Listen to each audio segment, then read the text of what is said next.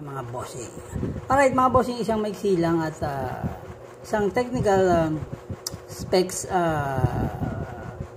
listing or i-discuss natin yung, actually hindi man discussion, sasabihin ko na sa inyo yung technical specification and mga features ng ACE na AC2005N. Okay. So, magsimula tayo sa transformer niya in which 52 volts ang secondary output natin. Ang capacitor ay 80 volts, 10,000 microfarad.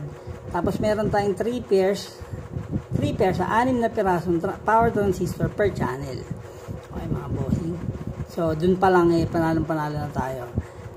Meron tayong dalawang exhaust, kalawat kanan. At syempre, ito sa likod ng amp is we have speak on at regular terminal. Sa ating input naman, merong XLR and PL plug.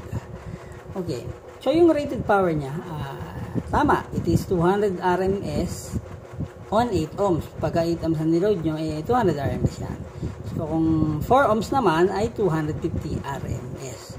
So, dapat alam po natin kung ano niloload natin. Ano po, hindi maglo-load ka ng 1,000 watts rated power ng speaker dito sa ating AC 2005N. Tapos magreklamo kayo dahil mainit. Diba?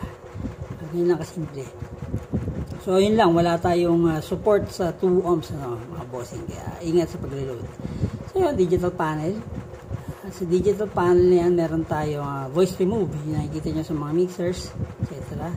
Meron tayong 4 na EQ preset. 6 levels of suppressor. Parang parang limiter, parang gano'n. At meron tayong 99 SPFX for microphone, mga bossing. So, yun lang. Ganun lang kasimple. Wala naman siya masyadong pahirap ang gamitin, lalo kung gagamitin mo lang. So, normal na amplifier lang siya.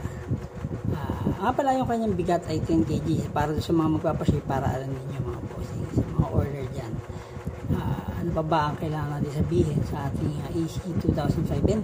Kaya mga bossing, nagkaroon lang tayo ng simpleng review dun sa kanyang technical specs, mga bossing. Basahin na lang din.